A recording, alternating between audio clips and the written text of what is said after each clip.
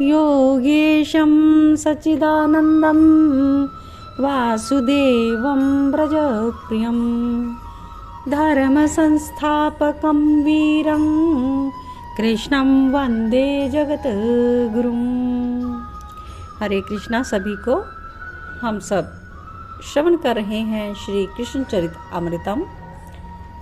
पिछले एपिसोड में हमने श्रवण किया फागुन उत्सव, और उसमें हमने श्रवण किया कि किस प्रकार से बरसाने की होली खेली जा रही है और किस प्रकार से भगवान कृष्ण और बलराम के द्वारा शंखचूड़ का वध हुआ। तो चलिए चलते हैं आज के एपिसोड की ओर। आज का भाग 174 और शीर्षक है श्री कृष्ण अनुस्मरण, गोपियों की ध्यान साधना। श्री कृष्ण का किस प्रकार से गोपियाँ स्मरण करती हैं और उनकी ध्यान साधना क्या है, इस विषय में आज हम श्रवण करेंगे। गोपियों ने विदा किया गोचारण के लिए श्याम सुंदर को। अब पलक देखती जा रही हैं श्याम सुंदर को, और बलभद्र भी हैं, पीछे ग्वाल मंडली भी है। जब दूर चले गए श्याम सुंदर, तब गोपियां लौटकर अपने घरों में आई। नेत्रों के आगे अब नहीं है वे श्याम सुंदर। तो क्या हुआ, हृदय में तो हैं, मन में तो हैं, चित्त में वही तो समाये हुए हैं। नेत्र कहाँ देखते हैं वस्तु को, वो तो चित्त देखता है। आपका चित्त नहीं है आपके पास, तो क्या सामने की वस्तु को नेत्र देखेंगे? नहीं। वो गोपियाँ भोजन बैठा देती हैं, पर उनका चित्त लगा है श्याम सुंदर में। गोपियाँ है यहाँ पर भाव जगत में जा चुकी हैं, पर श्याम सुंदर के साथ वो भोजन बनाते हुए ध्यान करती हैं। नहीं नहीं, ध्यान से आप ये मत समझना कि आंखें बंद कर लेती हैं। नहीं, उनकी आंखें खुली हैं और वो खुली आंखों से ध्यान करती हैं। उनका मन श्याम सुंदर के पास जा चुका है। कृष्ण कहते हुए आह भरती हैं, मानो ध्यान से ही पहले प्राणायाम कर रही हूँ। ओहो, कितने सुंदर लग रहे हैं ये श्याम। बाएं भुजा पर अपने बाएं कपोल को रखा हुआ चंचल नेत्रों को कैसे नचा रहे हैं, और उस पर भी वेणु को अधरों में धरकर फूंक मार रहे हैं। उसकी सुरभित सांसें से वेणु भी धन्य हो रही है। गोपियों का ध्यान प्रारंभ हो जाता है। सखी, कितना अच्छा होता वो सुरभित सांस मेरे मुंह पर फेंकते, मेरी लटें उड़ जाती, मैं उन सुगंधित सांसों से मत हो जाती। बेकार में इस बांस की पोली लकड़ी में सखी भाव उन्माद से भर जाती है। ये तो गायों का दूध स्वयं ही मुख लगाकर पीने लगे। ये गाय भी भाग्यशाली है, बहुत भाग्यशाली। नभ में देखो, बड़े बड़े सिद्धात्मा विमान में बैठकर श्याम सुंदर की एक एक लीला को देखते हैं। उनकी सिद्धों की पत्नियां भी साथ हैं। वे तो भूल गई, वस्त्र गिर रहे हैं उनके, उन्हें कुछ भान नहीं। ऐसे में ये गोयें कितनी भाग्यशालिनी हैं कि उनके स्तन से मुंह लगाकर श्याम सुंदर दूध पीते हैं। ये तो ध्यान है। ध्यान में डूबी हुई गोपियां कहाँ कहाँ चली जाती हैं, कुछ पता ही नहीं चलता। भाग्यशाली तो इनकी मैया यशोदा है। धन्य है वो, अपने हाथों से खिलाती है, सुलाती है, हर तरह से ध्यान रखती है। पता नहीं क्या पुण्य लेकर आई है ये यशोदा। कल ही तो गई थी मैं, सजा रही थी अपने लाला को, स्नान करा दिया था। वो नीलमणि बिना वस्त्र के कैसा चमक रहा था। उसका अंग अंग प्रकाश का चौंधा मानो फेंक रहा था।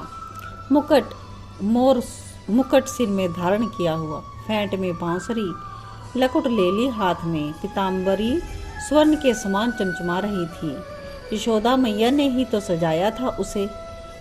तो वो मुस्कुरा भी रही था उसके ऊपर से। उफ, ऐसा तो लग रहा था जैसे सीधे जिगर में खंजर कर रहा हो। वनमाली बन जाता है वन में तो वो। आम के कोमल पत्ते, गुंजा की माला, गेरू पत्थर को घिसकर ग्वाल बाल उसका श्रृंगार करते हैं। तब तो इसका रूप नट के समान लगता है। नहीं नहीं, ये नट कहाँ है, ये तो नटवर है। नटों में सर्वश्रेष्ठ कन्नेर के पीले पीले पुष्प। और सखी देख, आज तो अद्भुत रूप हो गया है इनका। सूर्यमुखी पुष्प को इन्होंने अपने कानों में लगा लिया है, इसलिए कि सूर्य जिधर हो उस तरफ ही ये पुष्प मुड़ जाता है। श्री राधा रानी का स्वरूप सूर्य की तरह दमकता हुआ है। ये सूर्यमुखी पुष्प भ्रमित हो जाता है, उसे लगता है कि यही सूर्य है, और जहाँ जहाँ श्री राधा रानी जाती है उधर ही ये मुड़ जाता है। पर ये श्याम श्री राधा से ही ज़्यादा प्रेम करते हैं। फिर भोजन को उतार लेती हैं चूल्हे से, क्योंकि भोजन बन गया है। ये गोपियाँ ध्यान कर रही हैं और ध्यान में ही वार्ता हो रही है। उनके जो ध्यान करती हैं उसका वार्ता बताई जा रही है, और साथ साथ किचन का वर्क कर रही हैं। तो फिर भोजन को उतार लेती हैं चूल्हे से, ये बताया जा रहा है। फिर अपने कपोल में हाथ रख कर श्याम सुंदर के चिंतन में लीन हो जाती हैं, वहीं बैठे बैठे। इनकी बांसुरी तो सबको परेशान किए हैं। क्या मनुष्य, क्या नर, क्या नारी, इतना ही नहीं पशु पक्षी तक बावरे हो गए हैं। कैसे मौन व्रत ले लिया है इन पक्षियों ने। ऐसे लग रहे हैं जैसे बहुत बड़े मुनि बैठे हैं और ध्यान कर रहे हैं। अरे इन वृंदावन के पक्षियों से बड़ा कौन मुनि होगा, कौन ऋषि होगा। ये निरंतर नित्य श्री कृष्ण की अमृत वर्षिणी बांसुरी को सुनते रहते हैं। महान भाग्यशालिनी तो ये यमुना भी है जो बांसुरी को सुनकर रुक जाती है। अरे भाग्यशालिनी तो ये पृथ्वी ही है जहाँ पर श्याम अपने चरणों को रखते हैं, तभी तो इस पृथ्वी को रोमांच हो रहा है। ये घास उगे हुए, यही तो रोमांच है इनका। बालक आ गए गोपियों के, तो उन्होंने चिंतन में ही भोजन परोस दिया है उनको। भोजन करके वो खेलने चले गए। तो अब फिर इधर फिर ध्यान स्टार्ट है गोपियों का।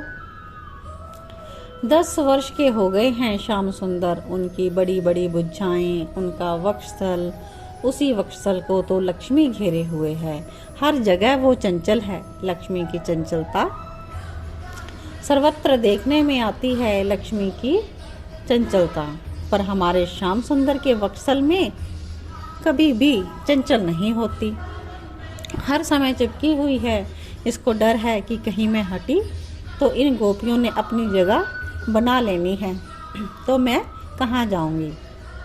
तो ऐसा सोच गोपी हंसती है, खूब हंसती है। स्वयं भोजन करना गोपी भूल जाती है, तो अब बर्तन मांजती है। और फिर क्या ध्यान करती है, कैसे काले हैं श्याम सुंदर। गोरे होते तो अरे रहने दो, काले होकर तो इतना उपद्रव मचाया हुआ है। अगर गोरे होते तो ना जाने क्या करते। कितनी सतियों का सतीत्व इनके रूप ने हर लिया, काले रूप ने। अब बताओ काले रंग का इतना प्रभाव। अब इसी ध्यान में बर्तन मांज कर रख देती है गोपी, तो कुछ देर लेटती है। आंखें बंद हो जाती हैं उसकी, उसे भी अच्छा लगता है। और फिर थोड़ा सा आंखें बंद करते ही फिर कहती है, मेरे श्याम सुंदर तुम आ गए। मेरी घुंघराली अलकों से खेलना तुम्हें प्रिय है ना, खेलो, मैं कुछ नहीं कहूँगी। अच्छा तो तुम्हें मेरे कपोलों को छूना है, छुओ, मुझे अपने हृदय से लगा लो। तुम्हारे अधर कितने कोमल है, गुलाबी और पतले प्यारे। तभी बाहर से एक गोपी ने आवाज लगाई, श्याम सुंदर आ रहे हैं। सांझ हो गई, इसे तो पता ही नहीं चला। और इतनी बात सुनकर अपने वस्त्रों को संभालती हुई ये भागी बाहर की ओर, क्योंकि श्याम सुंदर गोचारण करके वृंदावन से लौट रहे थे। चलसी यद ब्रज चारयन पशु नलिन सुंदरन नाथ ते पदम शीलतृणांकुरे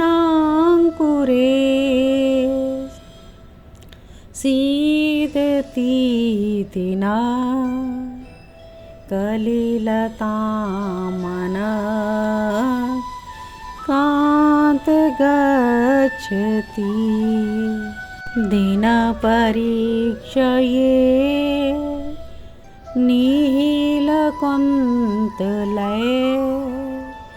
वनरुहाननं